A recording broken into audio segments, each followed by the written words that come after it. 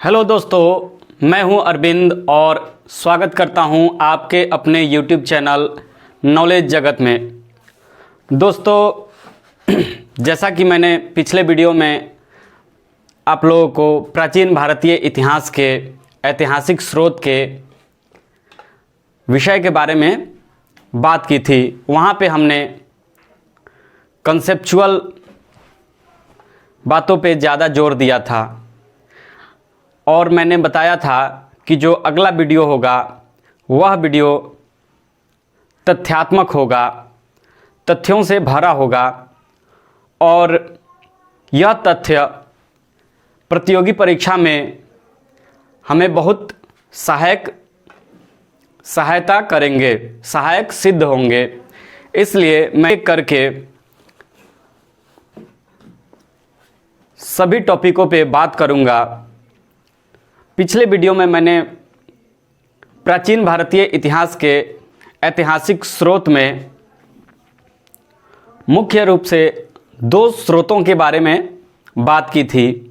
पहला था पुरातात्विक स्रोत और दूसरा था साहित्यिक स्रोत। मैंने उसमें बताया था कि किस प्रकार से पुरातात्विक स्रोत प्राचीन भारत के विषय में जानकारी उपलब्ध कराते हैं।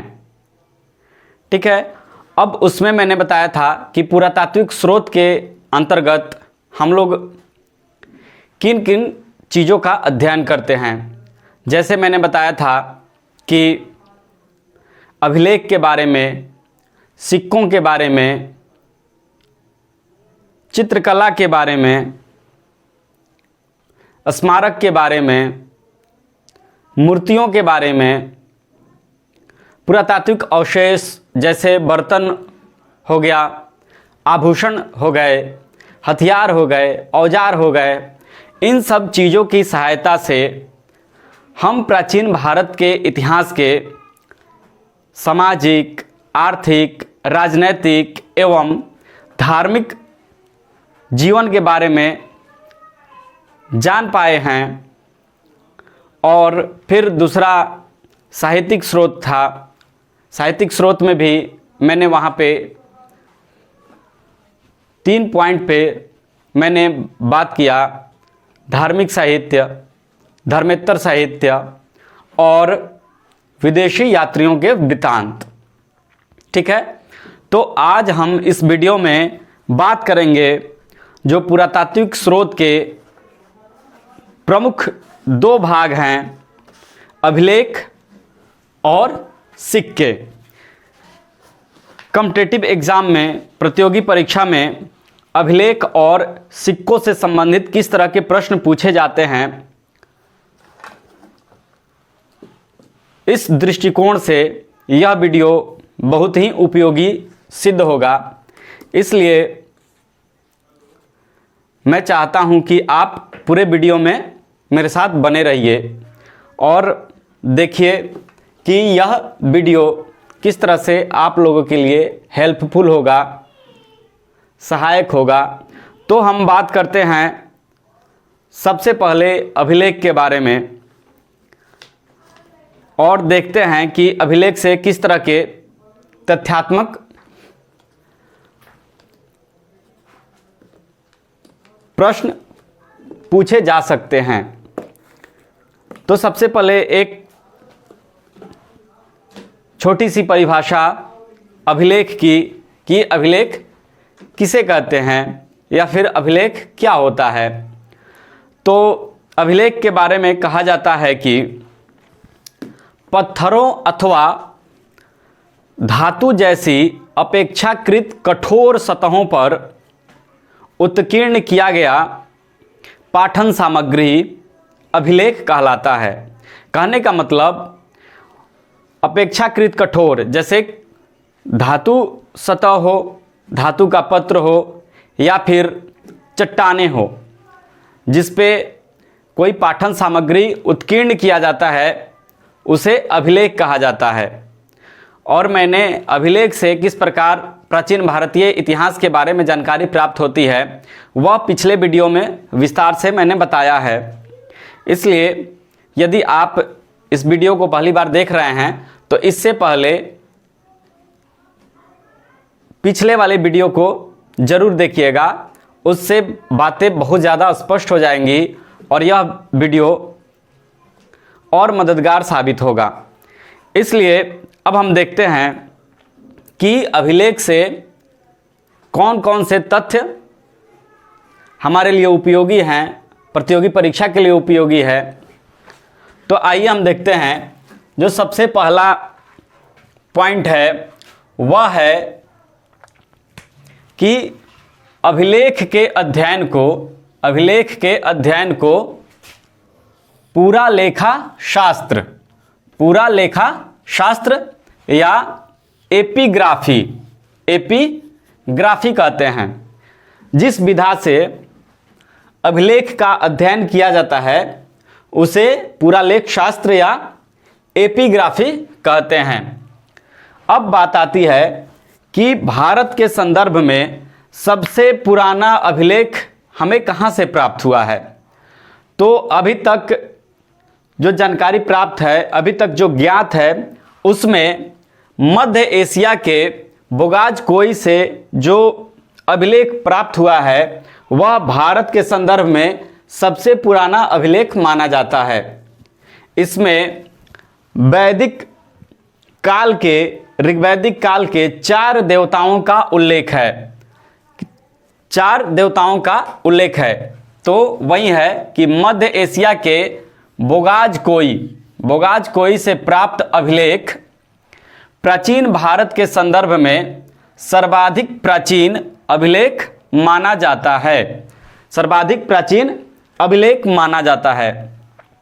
इसमें वैदिक काल के 4 देवता इंद्र, वरुण, नसत्य और मित्र, इंद्र, वरुण, नसत्य एवं मित्र, इन 4 देवताओं का नाम मिलता है। और इन 4 देवताओं का उल्लेख हमारे ऋग्वैदिक काल में हुआ है। इसलिए माना जाता है कि भारत के संदर्भ में सबसे प्राचीन जो अभिलेख प्राप्त हुआ है, जिसे पढ़ा जा सका है, वह है मध्य एशिया के बोगाजकोई से प्राप्त अभिलेख। यह लगभग 1400 ईसा पूर्व की बात है। लगभग 1400 ईसा पूर्व की बात है। और इन 4 देवताओं का उल्लेख एक साक्षी के रूप में हुआ है। वहाँ पे 2 राजाओं के बीच में एक समझौता हुआ और उसमें 4 देवता साक्षी के रूप में वहाँ पे थे और उनका उल्लेख किया गया है। फिर उसके बाद जो अगला पॉइंट है वह है भारत में लिखने की सबसे प्राचीन प्रणाली हड़प्पा की मुद्राओं में पाई जाती है, लेकिन उसे पढ़ने में अभी तक सफलता नहीं मिली है। जो भारत में जो लेखन शैली की जो सबसे प्राचीन प्रमाण या साक्ष्य प्राप्त हुआ है वह प्राप्त हुआ है हमें हड़प्पा सभ्यता से प्राप्त हुआ है। लेकिन अभी तक कोई विद्वान उसे पढ़ नहीं पाए हैं, उसका सही अर्थ नहीं लगा पाए हैं। इसलिए अशोक के द्वारा उत्कीर्ण किए गए अभिलेख को भारत में सबसे प्राचीन अभिलेख माना जाता है, जिसको पढ़ा जा सका है। ठीक है, तो अगला जो पॉइंट है वह है कि अशोक के उत्कीर्ण लेखों के लेखन प्रणाली को सबसे प्राचीन माना जाता है। कहाँ? भारत में पाई जाने वाली, क्योंकि भारत के संदर्भ में सबसे प्राचीन तो बोगाजकोई का है, लेकिन यह भारत में न है, यह मध्य एशिया के बोगाजकोई में है, एशिया माइनर में है। लेकिन भारत में जो अभिलेख प्राप्त हुए हैं, ठीक है, जो लेखन प्रणाली प्राप्त हुई है और जिसे पढ़ा जा सका है, वह है अशोक के द्वारा उत्कीर्ण लेख। ठीक है, और अशोक के अभिलेख 4 लिपियों में, कितने? 4 लिपियों में ब्राह्मी, खरोष्ठी, अरमाइक और यूनानी में है। अशोक ने अपने अभिलेख को 4 लिपियों में उत्कीर्ण करवाया था। ब्राह्मी लिपि में, खरोष्ठी लिपि में, अरमाइक लिपि में और यूनानी लिपि में। ठीक है। और अशोक ने अपने शिलालेख में प्राकृत भाषा का प्रयोग किया था। किस भाषा का प्रयोग किया था? प्राकृत भाषा का प्रयोग किया था। और यह अभिलेख ईसा पूर्व 3री सदी के हैं। ईसा पूर्व 3री सदी के हैं।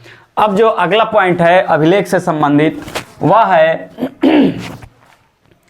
कि ब्राह्मी लिपि, जो ब्राह्मी लिपि जिसका प्रयोग अशोक ने किया था, ब्राह्मी लिपि बाएं से दाएं की ओर लिखी जाती थी। ब्राह्मी लिपि बाएं से दाएं की ओर, जैसा हम लोग अब देवनागरी लिपि को लिखते हैं उसमें हम बाएं से दाएं की ओर, ठीक है, लेफ्ट टू राइट। तो जो ब्राह्मी लिपि है, उस समय की ब्राह्मी लिपि जो थी वह बाएं से दाएं लिखी जाती थी। और वहीं जो खरोष्ठी लिपि है, खरोष्ठी लिपि वह दाएं से बाएं लिखी जाती है। जैसे फारसी को लिखा जाता है, फारसी लिपि को लिखा जाता है, जो उर्दू लिखा जाता है उसमें दाएं से बाएं की ओर, करने का मतलब कि right to left, right to left. तो इस तरह से खरोष्ठी लिपि दाएं से बाएं की ओर लिखी जाती थी और ब्राह्मी लिपि बाएं से दाएं की ओर लिखी जाती थी। अगला जो पॉइंट है अभिलेख से संबंधित कि उदयगिरी से प्राप्त हाथी गुम्फा अभिलेख से कलिंग नरेश खारवेल की उपलब्धियों के बारे में जानकारी प्राप्त होती है। उदयगिरी से जो हाथी गुम्फा अभिलेख प्राप्त हुआ है वह कलिंग नरेश खारवेल के बारे में जानकारी उपलब्ध कराता है, उसकी उपलब्धियों के बारे में बताता है। अगला है शक छत्रप रुद्रदामन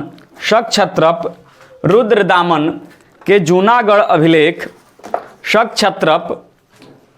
छत्रप रुद्रदामन के जूनागढ़ अभिलेख से रुद्रदामन, अशोक एवं चंद्रगुप्त मौर्य के संबंध में जानकारी प्राप्त होती है। ठीक है। शक छत्रप जो शक शासक है, रुद्रदामन, उसने जूनागढ़ में एक अभिलेख उत्कीर्ण करवाया और उससे रुद्रदामन के बारे में, अशोक के बारे में और चंद्रगुप्त मौर्य के बारे में जानकारी प्राप्त होती है। फिर जो अगला पॉइंट है वह है समुद्रगुप्त के प्रयाग स्तंभ अभिलेख। समुद्रगुप्त के प्रयाग स्तंभ अभिलेख। यहाँ पे एक बात मैं बता दूं, माफ़ी के साथ बता रहा हूँ कि पिछली वीडियो में मैंने प्रयाग प्रशस्ति को स्कंदगुप्त के बता दिया था कि प्रयाग प्रशस्ति का उत्कीर्ण स्कंदगुप्त ने करवाया था, लेकिन वह गलत है। समुद्रगुप्त ने प्रयाग स्तंभ अभिलेख लिखवाया था। ठीक है। तो समुद्रगुप्त के प्रयाग स्तंभ अभिलेख से समुद्रगुप्त की विजय की जानकारी प्राप्त होती है और विजित राजाओं के साथ उसने कौन सी नीति अपनाई, इन सब की जानकारी हमें प्रयाग स्तंभ अभिलेख से प्राप्त होती है। अब आइए हम देखते हैं कि प्रमुख अभिलेख एवं शासक। प्रमुख अभिलेख एवं शासक, इसमें जो पहला अभिलेख है, ऊपर तो 2 अभिलेख हो गया, एक हाथी गुम्फा अभिलेख और दूसरा जूनागढ़ अभिलेख और तीसरा प्रयाग स्तंभ लेख। इसलिए इसमें मैंने नहीं लिखा है, ऊपर ही आपका 3 हो गया। यहाँ पे है एहोल अभिलेख और इससे संबंधित जो शासक है वह है पुलकेशिन द्वितीय। पुलकेशिन द्वितीय ने एहोल अभिलेख की रचना करवाई, उत्कीर्ण करवाया। ठीक है। उसके बाद अगला जो अभिलेख है वह है नासिक अभिलेख। नासिक अभिलेख और इससे संबंधित जो शासक हैं वह हैं गौतम बलश्री। उसके बाद अगला है मंदसौर अभिलेख से संबंधित जो शासक हैं वह हैं यशोवर्मन। कौन है? यशोवर्मन। और यशोवर्मन मालवा नरेश हैं। यशोवर्मन मालवा नरेश हैं। फिर उसके बाद ग्वालियर जो अभिलेख है, ग्वालियर अभिलेख, वह है प्रतिहार नरेश भोज। प्रतिहार नरेश भोज, इससे संबंधित जो शासक हैं वह हैं प्रतिहार नरेश भोज। फिर उसके बाद अगला जो है वह है देवपाड़ा अभिलेख। देवपाड़ा अभिलेख, उससे संबंधित जो शासक हैं वह हैं विजयसेन। वह हैं विजयसेन जो बंगाल के शासक हैं। बंगाल शासक विजयसेन ने देवपाड़ा अभिलेख का उत्कीर्ण करवाया था।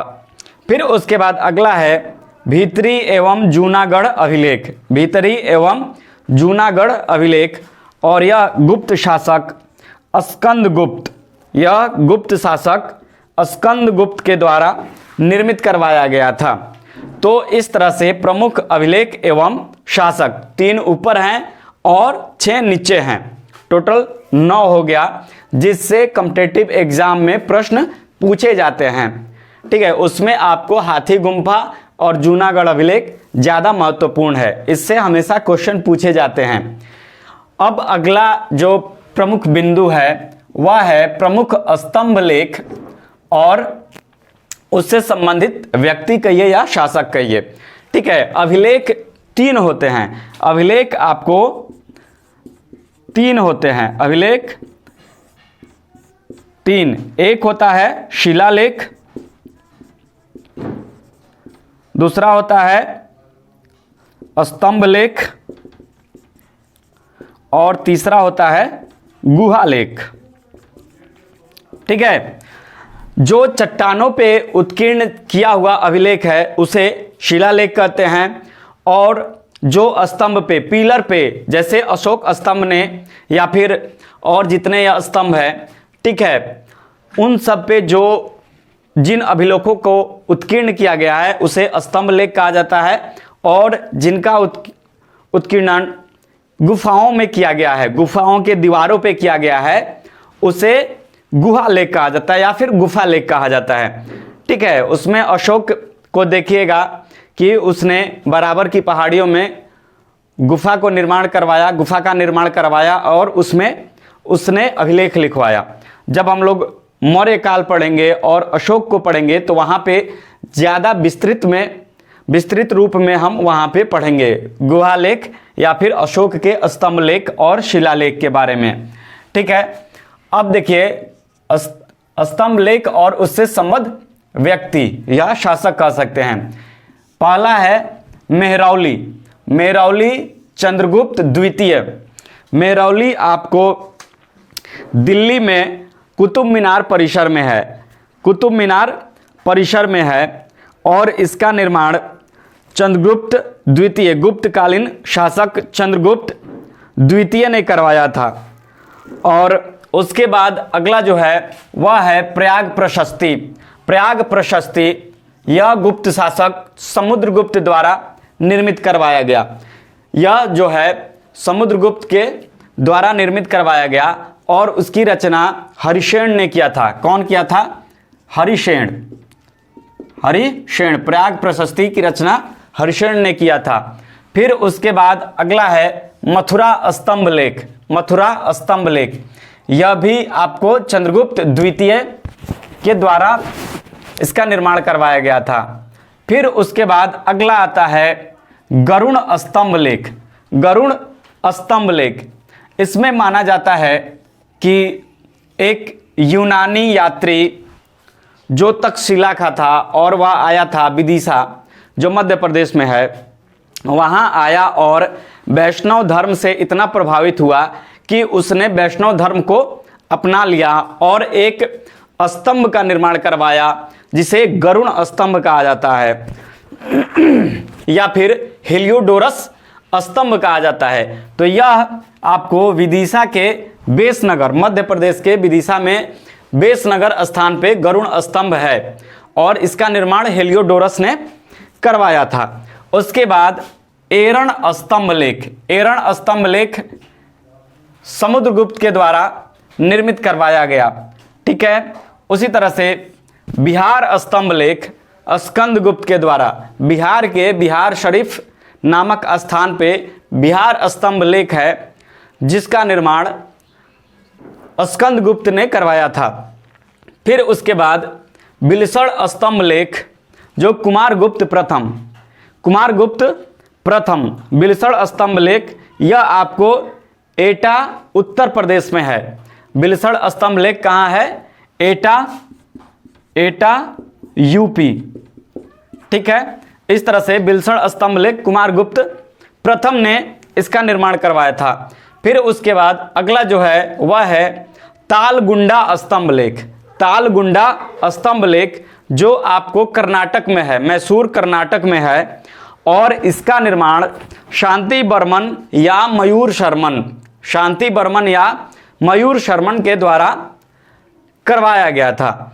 तो इस तरह से हम लोग अभिलेख को देखें, अभिलेख से संबंधित जो तथ्यात्मक जानकारी है इसको हम लोग देखें, और इससे क्वेश्चन प्रतियोगी परीक्षा में हमेशा पूछे जाते रहे हैं, इसलिए इसका महत्व हमेशा बना रहता है। तो इसको हम देखें। अब देखेंगे कि सिक्का, अब सिक्कों के बारे में हमें क्या क्या जानकारी प्राप्त होती है कॉम्पिटिटिव एग्जाम के पॉइंट ऑफ व्यू से। तो बने रहिए वीडियो में। अब हम सिक्कों के बारे में बात करेंगे। तो अभिलेख के तथ्यात्मक जानकारी के बाद अब हम बात करने वाले हैं सिक्कों से संबंधित तथ्यात्मक जानकारी के बारे में। तो सिक्कों से संबंधित जो तथ्यात्मक जानकारी है उसमें जो पहला बिंदु है वह है कि सिक्कों के अध्ययन को क्या कहा जाता है। तो देखिए यहाँ पे लिखा हुआ है कि सिक्कों के अध्ययन को मुद्रा शास्त्र या निमिस्मेटिक्स कहा जाता है। दूसरे शब्दों में कह सकते हैं कि जिस विधा के तहत सिक्कों का अध्ययन किया जाता है उसे मुद्रा शास्त्र या निमिस्मेटिक्स कहा जाता है। भारत के संदर्भ में बात करें तो भारत में मुद्रा शास्त्र का जनक जेम्स प्रिंसेप को माना जाता है। भारतीय मुद्रा शास्त्र का जनक जेम्स प्रिंसेप को माना जाता है। जेम्स प्रिंसेप ने ही सबसे पहली बार भारतीय मुद्राओं का अध्ययन किया था, इसलिए भारतीय मुद्रा शास्त्र का जनक जेम्स प्रिंसेप को माना जाता है। फिर जो अगला पॉइंट है वह है भारतीय उपमहाद्वीप के प्राचीनतम सिक्के आहत सिक्के। क्या? आहत सिक्के। भारतीय उपमहाद्वीप के प्राचीनतम सिक्के आहत सिक्के हैं। अब यहाँ बात आती है कि आहत सिक्का किसे कहा जाता है। ठीक है, इसमें एक और पॉइंट देख लीजिए। सर्वप्रथम जेम्स प्रिंसेप ने इन्हें पंचमार्क सिक्का कहा। सर्वप्रथम जेम्स प्रिंसेप ने इन्हें पंचमार्क एवं वासुदेव शरण अग्रवाल एक इतिहासकार हैं, ठीक है, वासुदेव शरण अग्रवाल ने आहत मुद्रा की संज्ञा दी। अब बात आती है आहत मुद्रा या पंचमार्क मुद्रा किसे कहा जाता है। तो जब प्राचीन समय में मुद्रा का जब प्रचलन हुआ तो उस पर कोई लेख नहीं लिखा जाता था, कोई तिथि अंकित नहीं होती थी, किसी शासक के बारे में नहीं बताया जाता था। उस पे एक तरह से पेड़ पौधे पशु पक्षी की आकृतियाँ बनी होती थी और वह पंचमार्क की तरह होता था। जिस तरह से मुहर मारा जाता है, पंच मारा जाता है, उस तरह से। तो इसलिए जेम्स प्रिंसेप ने उसे पंचमार्क कहा और वासुदेव शरण अग्रवाल ने उसे आहत सिक्के की संज्ञा दी। आहत सिक्कों में उसके ऊपर, कहने का मतलब कि आहत सिक्कों के ऊपर आपको सूर्य की आकृति का अंकन अनिवार्य रूप से होता था और उस पे कई प्रतीक अंकित किए जाते थे। ठीक है, तो पंचमार्क सिक्का जो उसका आकार, अधिकांशतः सिक्कों को देखा गया कि उसका आकार आयताकार था। ठीक है, और यह सिक्के चांदी के बने होते थे। हालांकि कुछ सिक्के तांबे के भी प्राप्त हुए हैं, लेकिन ज़्यादातर पंचमार्क सिक्के चांदी के बने होते थे। तो इस तरह से सर्वप्रथम जेम्स प्रिंसप ने इन्हें पंचमार्क एवं वासुदेव शरण अग्रवाल ने आहत मुद्रा की संज्ञा दी। ठीक है, और आहत मुद्रा पे सूर्य का अंकन अनिवार्य रूप से होता था। यह सिक्के आयताकार होते थे, आकृति में आयताकार होते थे और अधिकांशतः चांदी के सिक्के होते थे। हालांकि कुछ तांबे के सिक्के भी प्राप्त हुए हैं। अगला देखिए, मौर्य सिक्के भी आहत मुद्रा की श्रेणी में आते हैं। मौर्य काल के समय में जिन मुद्राओं का प्रचलन हुआ उन मुद्राओं पे भी कोई लेख नहीं था, कोई तिथि का अंकन नहीं था, इसलिए उसे विद्वानों ने आहत मुद्रा की श्रेणी में रखा है। तो इस प्रकार मौर्य सिक्के भी आहत मुद्रा की श्रेणी में आते हैं। अगला पॉइंट है, भारत में सर्वप्रथम सिक्कों पर लेख उत्कीर्ण। देखिए, यह बहुत ही महत्वपूर्ण है। ठीक है, यह बहुत ही महत्वपूर्ण है कि भारत में सर्वप्रथम सिक्कों पर लेख उत्कीर्ण कराने की शुरुआत हिंद यवन शासकों ने की। ठीक है, भारत में सबसे पहली बार सिक्कों पर लेख उत्कीर्ण करवाना, उस पर कुछ लिखवाना, और इस परंपरा की शुरुआत किसने की? भारत में हिंद यवन शासकों ने की। इन्होंने सबसे पहले शासकों की आकृति भी सिक्कों पर उत्कीर्ण कराने की परंपरा चलाई।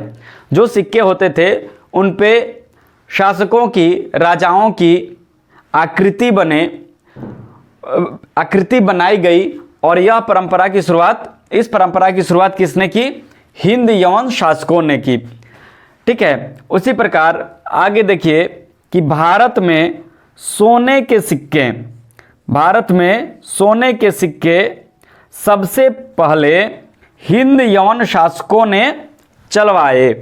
भारत में, क्योंकि आप देख चुके कि पहले जो आहत सिक्का होता था वह चांदी का होता था और कुछ तांबे के सिक्के होते थे, लेकिन पहली बार भारत में सोने का सिक्का जो चलाने का श्रेय है, जिनको श्रेय प्राप्त है, वह हैं हिंद यवन शासक।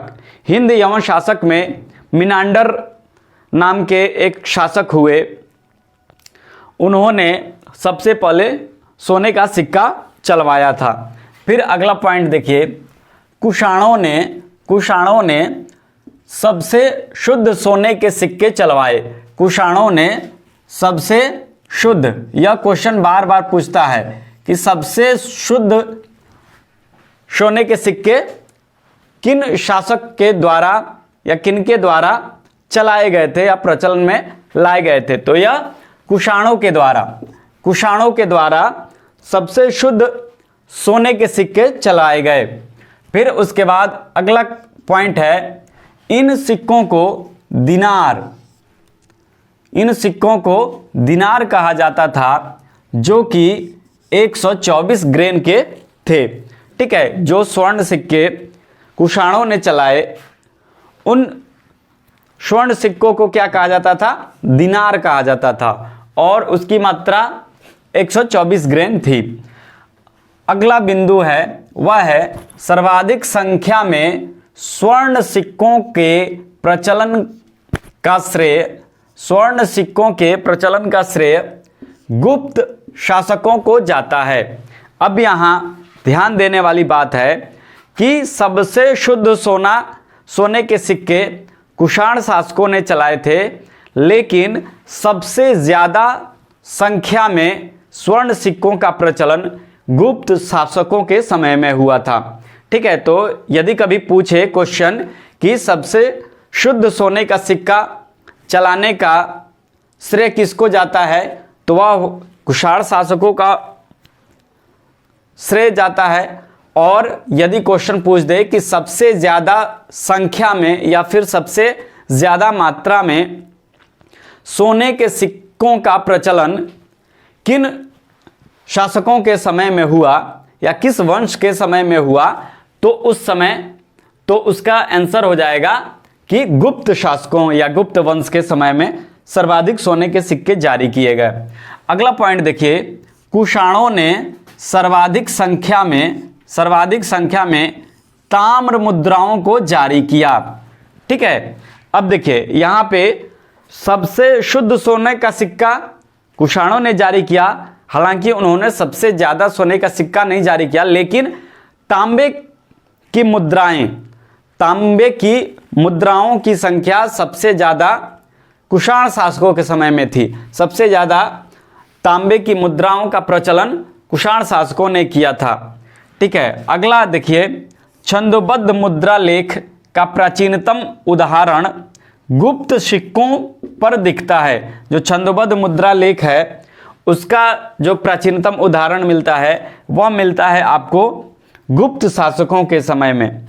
ठीक है, उसके बाद अगला पॉइंट है, पारसिक प्रभाव से भारत में चांदी के सिक्के सिग्लोई, क्या नाम था चांदी के सिक्के का जो पारसिक प्रभाव से जो पारसिक थे, सिग्लोई का प्रचलन हुआ।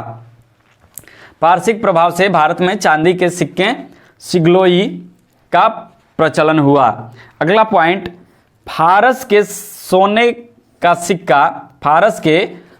सिक्का डेरिक कहलाता था। क्या कहलाता था? डेरिक।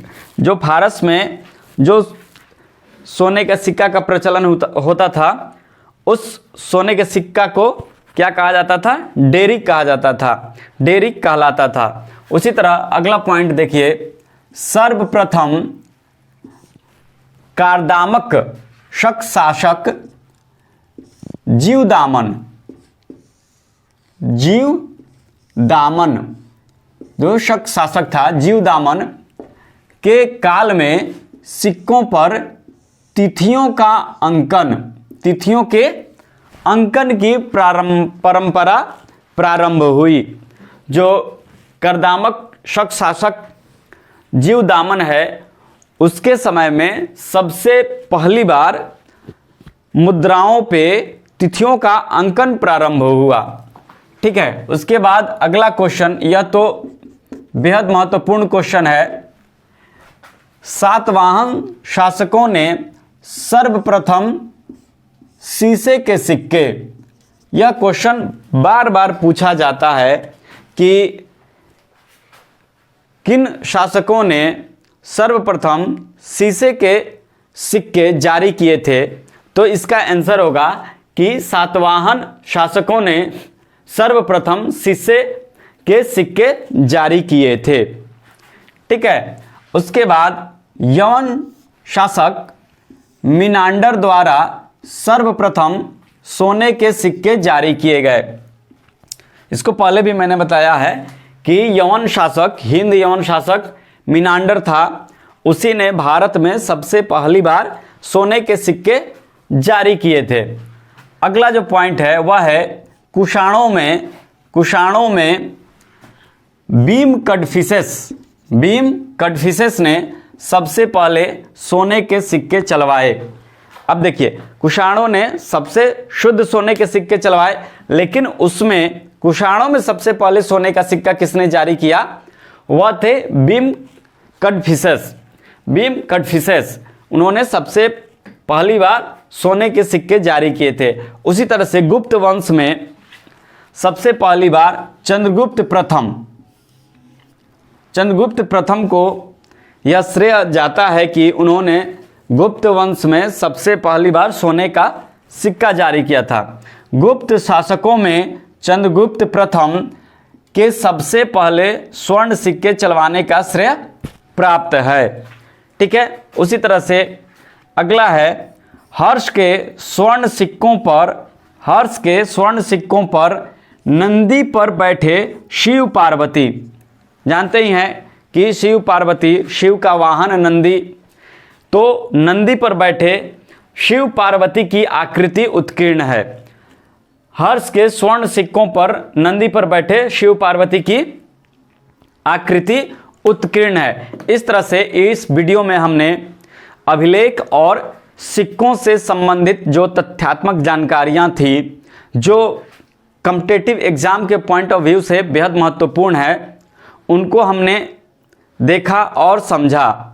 तो इस तरह से इस वीडियो में प्राचीन भारतीय इतिहास के ऐतिहासिक स्रोत के अंतर्गत पुरातात्विक स्रोत के दो मुख्य भाग अभिलेख और सिक्कों से संबंधित तथ्यात्मक जानकारी को हमने देखा, और मैं आशा करता हूं कि इस तथ्यात्मक जानकारी से आप लोगों को प्रतियोगी परीक्षा में इस टॉपिक से संबंधित कोई भी प्रश्न असहज नहीं करेगा। तो इस तरह से वीडियो को हम यहीं पे रोकते हैं। वीडियो अच्छी लगी है तो लाइक कीजिए, कमेंट कीजिए, और यदि चैनल पे नए हैं तो चैनल को सब्सक्राइब कीजिए। बेल आइकन प्रेस करना ना भूलिएगा, क्योंकि जब भी मैं कोई नया वीडियो अपलोड करूंगा तो उसका नोटिफिकेशन सबसे पहले आप तक पहुंचे, इसलिए बेल आइकन प्रेस करना ज़रूरी है। और वीडियो को आपने पूरा देखा, इसके लिए धन्यवाद।